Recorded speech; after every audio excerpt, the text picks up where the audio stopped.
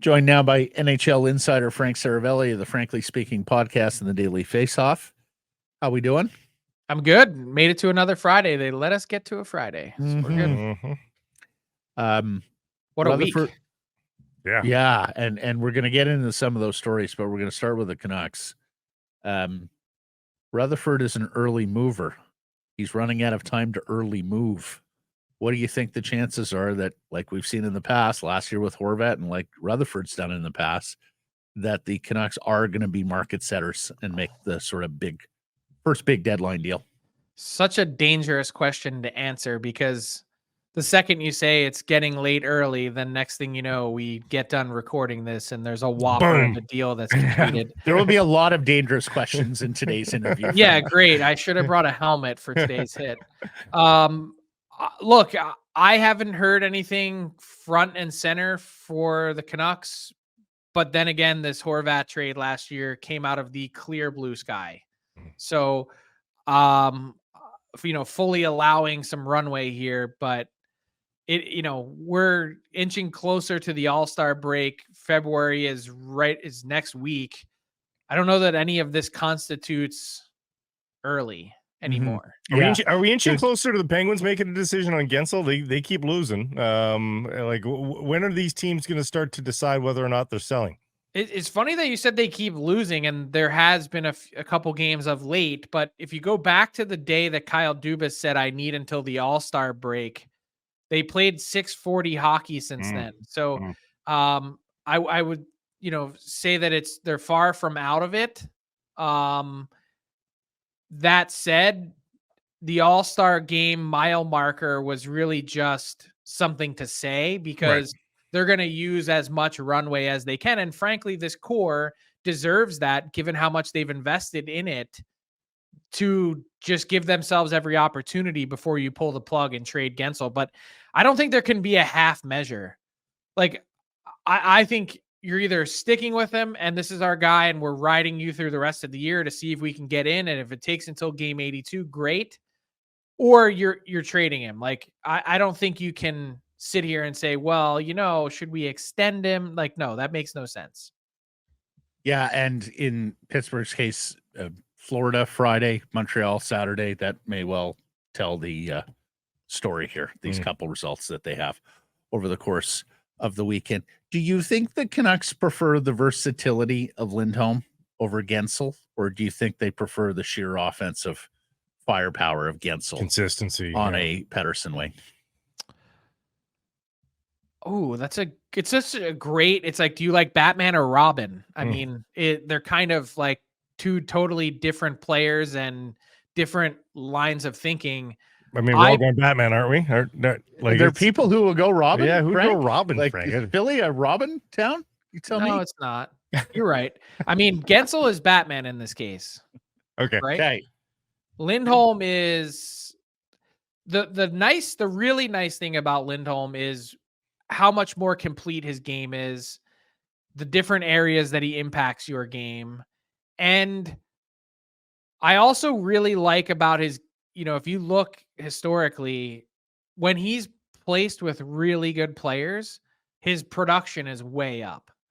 The reason why it's down in Calgary, these last 2 years is because Johnny Gaudreau and Sean Monahan left. I don't think it's because Lindholm just woke up and suddenly wasn't as good of a hockey player. He's not the guy that carries the ball, but he can finish for you. And if he's partnered with really good players, he'll exceed expectations. So for me, I understand why Gensel would be so attractive.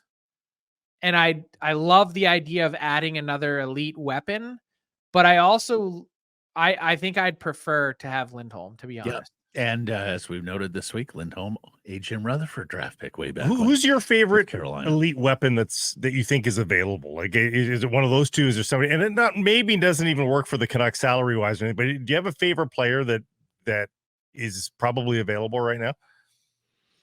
I'm always along the line of thinking that less is more. And frankly, that's been Jim Rutherford's track record. Like, he hasn't gone out and gotten the biggest fish. Sometimes it's about the best fit. And I love players that don't cost a ton relative to the rest that can give you just as much. Like, I think that's the real, the secret of the deadline is go out and get someone that you find a market inefficiency in. And look at the last 2 cup winners, Vegas and Colorado. Neither one of them traded their first round pick the year that they won. They found a great piece to add to their lineup in Barbashev. Josh Manson got used for a second. Like, I think teams go wild in trading their first round picks and top prospects when there's really there's like the Canucks could just as easily get to the Stanley Cup final as they could lose in the first round. Yep. And that's how good the West is this year. Like, I understand where Canucks fans are at. I get how horny they are for this team to really go on a deep run and to be the aggressive, bully at the deadline that throws everything on the table. They just got their libido back. So it's been a while. So yeah, exactly. And I get it, but this isn't the year. Like, to me, it isn't. I think that, like, your window is just opening. And I get what's in the future. I get that you've got some penny UFAs coming up eventually. I get that you've got a big contract coming for Pettersson and eventually for Roenick. And I understand the whole cap picture. But my thing is, this team right now has not they're not bullet tested. They haven't gone through the battle. And those teams that kind of get their first shot at it, they rarely go all the way. Maybe if you're adding the right piece, I guess you could, but I'd much prefer to be really, really competitive for the next 10 years as opposed to lopping off the last 4.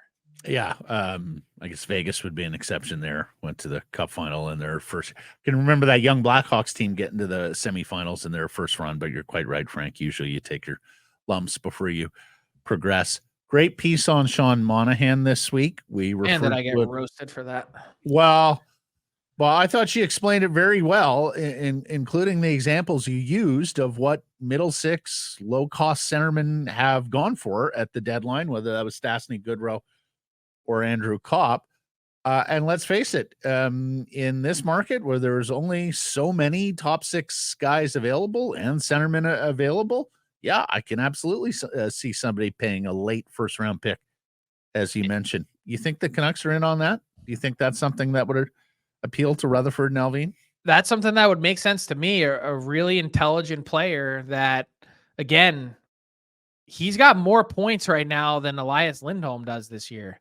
He has 11 in his last 9 games, as I just updated my trade targets board that'll be out later today on dailyfaceoff.com. And I'm like, when you consider the cost, and I'm not talking about 3 years from now or 5 years, I'm just this next 3-month or 4-month window in time. How different is what you're going to get from Monahan than Lindholm? Is it worth paying the super premium to get Lindholm? I personally, I don't see it right now. And I just said that. I just ended that last part of our conversation saying, Lindholm's my guy. I'd pick him over Gensel. But with what Monahan has done with limited talent around him in teammates, plays power play, first star of the game last night, making stuff happen with net front and bumper position, kills penalties, 5th in the league in left-handed centermen with at least 600 draws, 95th percentile in the league in high danger shots created. For a 29th, 30th, 31st overall pick, people are like, you're crazy thinking that someone's going to pay that for Monahan given his injury history. And I'm like, you're not asking him to be healthy for 8 years. You're not even asking him to be healthy for 8 months.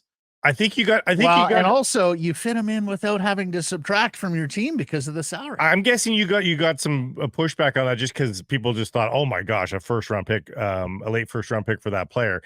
How much does the parity in the East, certainly a little less parity in the West, but it's pretty wide open. Like, I don't think anybody sees the Canucks and Jets at the top of the league and going, oh, those are your Stanley Cup kingpin contenders. I think who's going to win the Stanley Cup is anybody's guess right now. And that makes the theory that I don't want to lay out big costs at the trade deadline because I could get beaten in the first round by the guy next to me quite easily. And you kind of referenced this a little bit earlier. Like, are the costs going to be what we all thought they were? And I, like 5 weeks ago, I would have wholeheartedly agreed that, you know, a late first round pick makes sense for a player with Monahan's metrics. But if everybody's worried about getting ousted in the first round because nobody sees a real kingpin, does that keep prices lower towards the trade deadline? I don't think so, because look at the premium positions that we're talking about, and then look at the relative lack of impact guys. I mean, we're talking about how many teams in the West, just in Western Canada, are looking for a center potentially. You're thinking about Vancouver, Winnipeg, Edmonton. I mean, that's just without leaving the country. Mm-hmm. What about Colorado and Boston? Like, the price is still going to be driven up by the relative scarcity of these impact guys that I think is going to keep them kind of right in traditional ranges, which is why the comps that I listed for Monahan, Paul Stastny, Barclay Goodrow, and Ryan O'Reilly. Yeah, the O'Reilly deal might be on the high end of it, but if you look at, you know, sort of where Monahan is at in the year that he was traded, then those players were traded for firsts. Like, you're talking about a player who's in some ways exceeding their productivity that they had at the time. So the comp to me makes a lot of sense. And more than that, there's just, if your pecking order is Lindholm, Monahan, who's the next guy down the list? And that's really the difference, is the opportunity cost between Monahan and, I don't know, a new guy that's being added to my board is Nick Dowd from the Washington Capitals.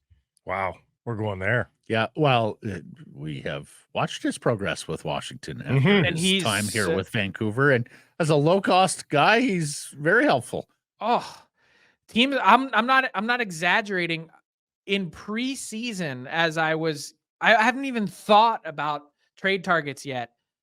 3 teams called me and said, "Hey, do you know what's going on with Nick Dowd, the Washington Capitals? Do you think there's any chance that they can move him when it comes to the deadline?" Because they see the $1.3 million and they go, "Oh, Good this value. guy is ideal." And he's got one more additional year on his contract for term. Oh, like, we need to get our hands on this guy. Right. Can you satisfy Grady Sass's curiosity and let him know whether Claude Giroux is available from the Ottawa Senators, and if there's any way of prying Lawson Crouse out of Arizona? So I'll start with Giroux. I doubt it. He's an he's from Hearst, Ontario, but his home has been Ottawa since he was a teenager, and they are perfectly comfortable there. And I think not only that Sens team is really devoid of leadership. And I think to take him out of there, where a bunch of guys have really responded well to him, and he's one of the only strong voices that they have, I think that would be a big mistake. And I also don't think he wants to go anywhere. So I don't foresee that happening. When it comes to Crouse, like, we heard his name pop up at varying points last year. It was sort of Crouse and Schmaltz. Hey, what will the Coyotes do? I think they're going to be selling when it comes down to it at the end of the day. They've got some, you know, sort of, what would you call them, short-term signings, the Matt Dumbas and Jason Zuckers of the world. But I don't think that as attractive as someone like Crouse might be to a team, same thing with Schmaltz,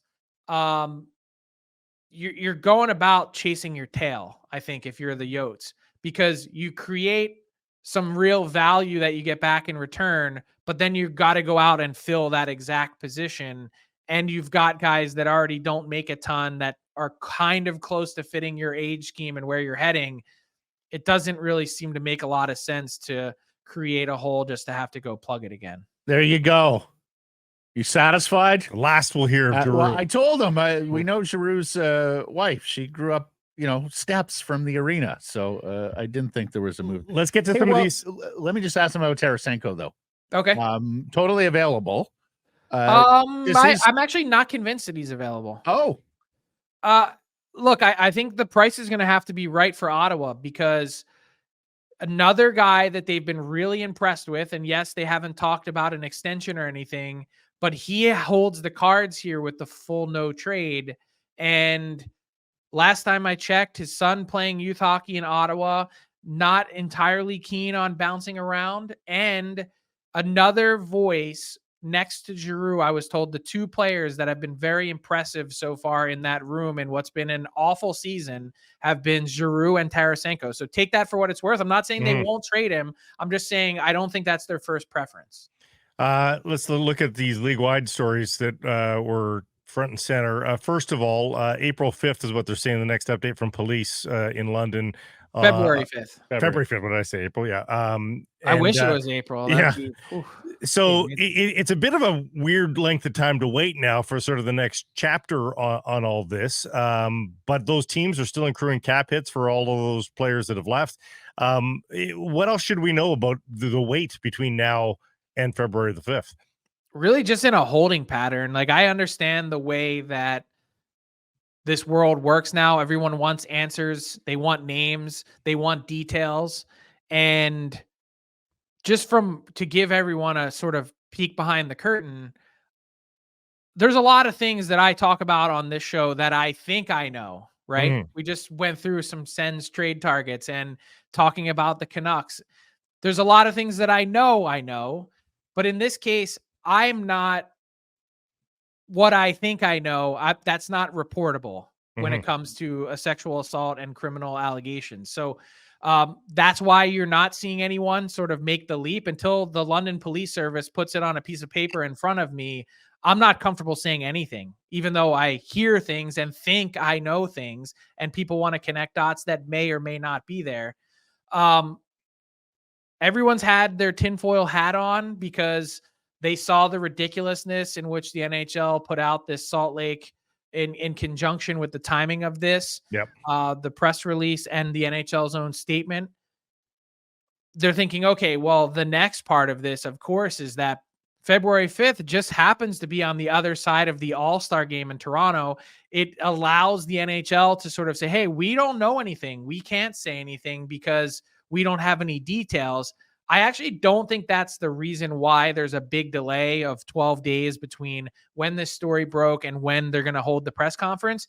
I believe it has something to do with the amount of time that the London Police Service has given these players that are involved to surrender and report to police, and that they really can't do or say anything until after that period of time has expired for them to present themselves. So that's my understanding, and that's why there's been a wait. If you had to guess, are the Arizona Coyotes going to be the Salt Lake City whatevers, or are we expanding with a 33rd franchise to Salt Lake City? Relocation, and it comes this offseason.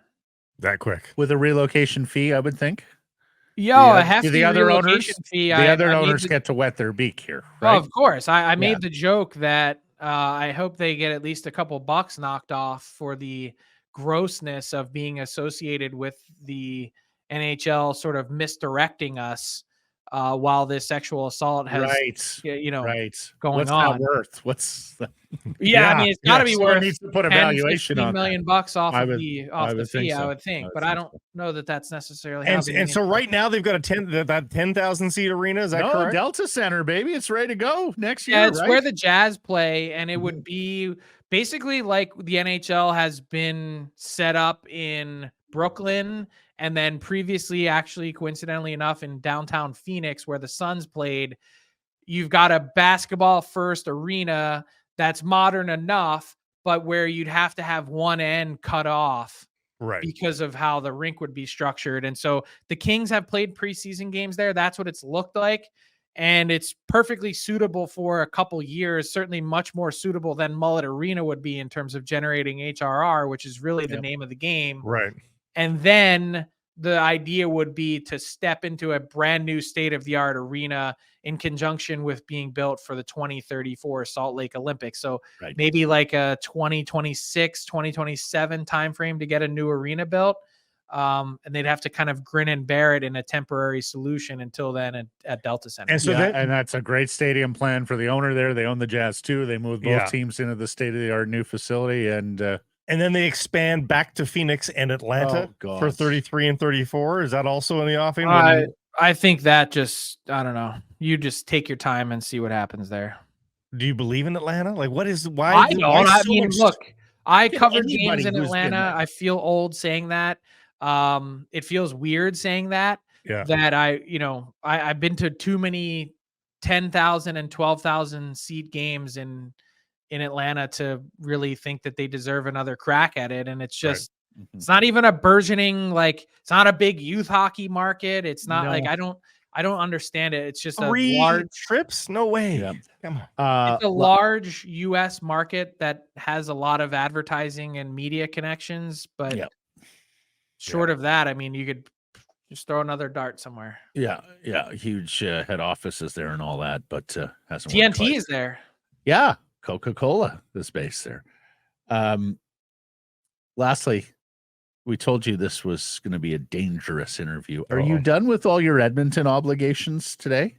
I am. Okay. Well, actually, I'm not. I have one tonight at 8 o'clock. Oh, okay. Why? Canucks or Oilers? Who's the better team right now? Well, I mean, one's riding a 15-game heater. One has 8-0-2 in its last 10. Yeah, and one has slapped the other 3 times this season. Last time I checked. So until that changes, I'm gonna go Canucks. All right, Grady, clip it, get it out there quick. All right, we need everybody in Edmonton to see that. He hasn't been in enough trouble this week on Monahan. Yeah. Now we got to make him enemy number 1. Hey, I mean that's just. I'm gonna need to wear a vest to sit down in my home office because between criticizing the NHL over the way that Salt Lake case was, displayed and everything else, their lack of a response to 5 players, essentially being ordered to surrender. It's been a banner week. Oh, we didn't even talk about the Brendan Gallagher hit. So it has been tremendous. Left that one on the cutting room floor. Frank, thanks for this. Until next Friday. See you guys.